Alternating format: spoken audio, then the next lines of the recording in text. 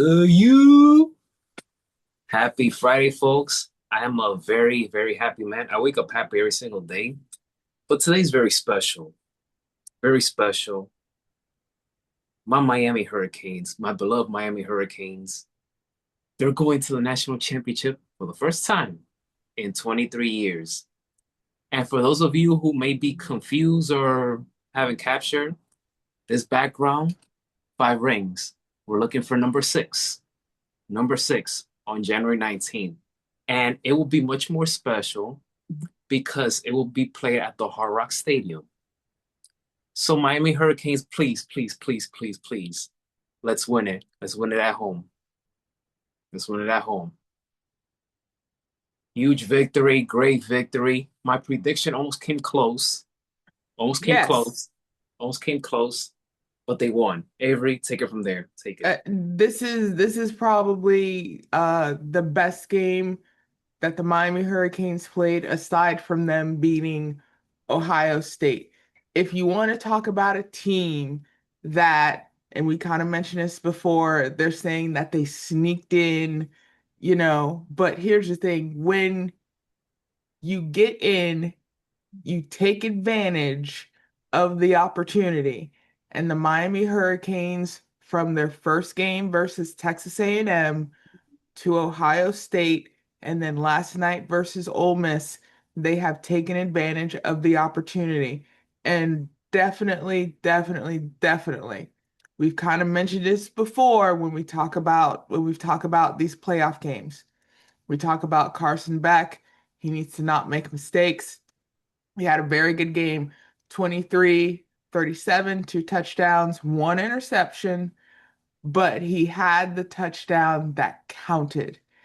And one of my pet peeves in football is when a player has a clear shot at the end zone and they drop that football too early. But Carson Beck, veteran player, kept that ball in his hand until he was in the back of the end zone. And if you look at that play when he realized he had free real estate, he took advantage and had the go-ahead score. And leading this team with the play he has, also Malachi Tony. Let us not forget this man, Malachi Tony. Very good play. Had that kind of drive to kind of put them up before Ole Miss came back to take the lead again. But these two young men, along with that Miami defense, they kind of lost it here or there, but they were making very, very good, exceptional plays when they needed to, forcing Ole Miss 3 and out when needed to. But the one thing you definitely, definitely need to take into account for Miami, nearly 42 minutes of possession. Ole Miss only had just about 18 minutes. Miami controlled the football. And if they still have that mentality, if they still have that control, whoever their opponent may be, and we both already have our prediction on who they might be, but whoever they might be, that is going to be the key to not only winning a national championship, but winning a national championship at home. Avery Carlson Beck, a man that got hammered by the media after last season. He decided, no, I'm not going to go out like this. I'm coming back. He comes back, but signs with Miami. Carlson Beck, the best way I could put it is that he showed up when it mattered most. With 3 minutes left to go, that's where you saw the character and the leadership of Carlson Beck. The young man scored the biggest touchdown of his career so far. So far. Mark Fletcher Jr., Malachi Tony, they are the real deal. And I'm going to say it again. Malachi Tony and Mark Fletcher Jr., they are the real deal. May God bless both men, and hopefully they play They go off to play in the NFL. Whatever happens, I just have a strong belief in those guys. Same thing with Carlson Beck. Absolutely. And not Well, and well, not only, the fun fact about Carson Beck, remember when he was at Georgia, this young man's from Jacksonville. And usually in that area, if we're not playing for Florida, Georgia usually snatches you up. But now this young man, Floridian from Duval, but yet he is helping a team out of Miami-Dade to win a national championship. Miami, for a moment, they looked like they were down and out, but they came out victorious, Avery. No quit. No quit. It's just it's just unbelievable.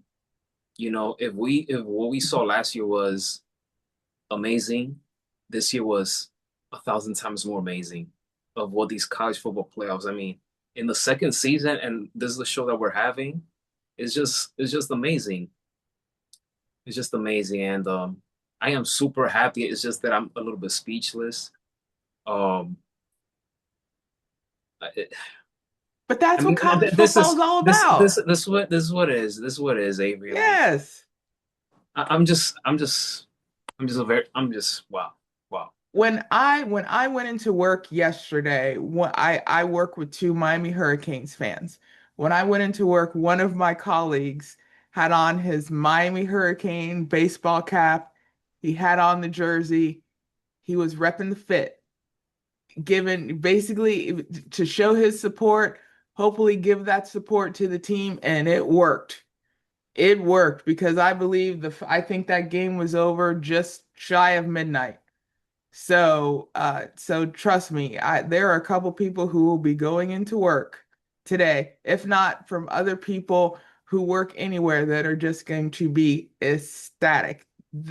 This is what it means to be a college. And when the college football playoff came into existence, you're gonna have those teams getting in. People are gonna talk about, oh, how did they get in? And then we said that first year, this is the blueprint. This is how you're gonna start. And then every year it's going to be different. Every year there's gonna be some controversy, but every year you are going to get teams that if they get in, they are going to take advantage of the opportunity. And this year, even with those that didn't get in and people started grumbling, this by far has been the best college playoff in its 2 year existence. If the first year wasn't exciting, with, a couple of very good semifinal games that we saw last, right, it's exciting. And the game tonight has the opportunity to be just as exciting as well. My favorite game of last year's first year college football playoff was Texas versus Arizona State. This year is Miami versus Ole Miss. Although we've seen some magic this in the postseason, but this game that happened last night, I am so happy that it was not lopsided and we discussed it. I did Yes, not want to see no lopsided. Ole Miss, I am happy for them. The way they bounced back after all that circus that's happened. But I'm happy with what I'm gonna see from this team going forward. They should, as devastating as it is for them to wake up this morning, that they won't be going to the national title game.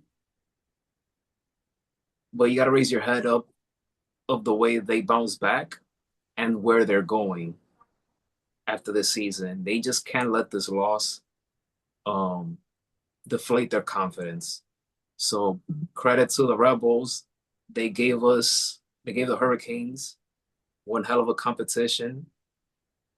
They gave opponents one hell of a competition this year. absolutely.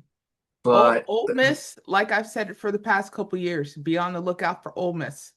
Even for everything that has happened, that program has created something special. Be on the lookout for them, especially in the SEC.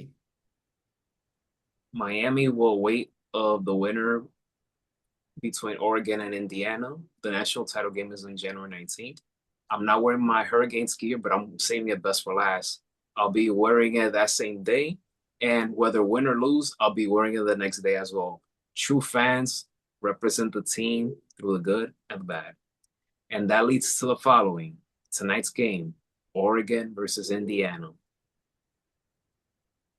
What do you expect from this matchup? It's very intriguing, Avery, because Oregon did put a foot in, Texas Tech, what? Which nobody saw it coming. So this goes to show that Oregon's defense, when they're on point, they're on point.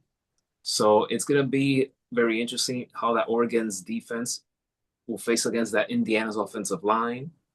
Um, Fernando Mendoza, as usual, having the success that he's having, he's also having haters on that aspect as well. So I feel like this is a game where he's gonna come in with a chip on his shoulder because he's hearing it, not so much, but he's hearing in the sense that people think that he's overrated, etc. So he's gonna want to prove something tonight, and it's on a big stage. The semifinals, the game before the national title. I expect Indiana to win this game, but do not sleep on Oregon's defense, especially what they did last week. I completely agree. Indiana is favored 70.4% versus Oregon's 29.8%. Indiana is favored by 4, and I completely agree with you. Oregon's defense needs to step up. After what Indiana did to Alabama, putting up 38 points, that Indiana offense can take control, especially that O line. If Mendoza is protected, then that Oregon defense is not going to be able to pressure Mendoza, and that can help make sure he not make any mistakes. And that's what Oregon needs to do. That defense needs to pressure Mendoza for him to make mistakes. Throwing too early, not throwing it away. That defense can swarm him. If you're looking at sacks, if you're looking at loss for yardage, they're going to hope for a strip fumble just to take control of the game. I look for this game to be close as well. The over under is 48 and a half. I think this is going to be a low scoring game, kind of like how Oregon gave it to Texas Tech. So I'm going to go with my tried and true score here. I'm going to go Indiana 24, Oregon 20. And I think, like we saw last night, I think it's going to come down to a game-winning drive. But also, like anything, we want to see how that time of possession is going to work. I want to see which team is going to literally take possession of the ball, keep possession of the ball, and then have that game-winning drive to just seal the deal. One other thing that I'd like to see happen, which could have cost Miami their game. Miami had 10 penalties last night, based on the previous game with Ohio State where they had none. So granted, they're kind of making unnecessary penalties with Oregon and Indiana. We want to make sure that they're not making any unnecessary penalties as well. So again, going with Indiana, they're on fire right now. It's going to be that offense, and Oregon needs to have that defense under control. But if Oregon is to win, it will be because of that defense. But going to go with Indiana 24-20. That's close because I have it 23-20. So interesting stuff. Well, Avery, hopefully we have another great game tonight.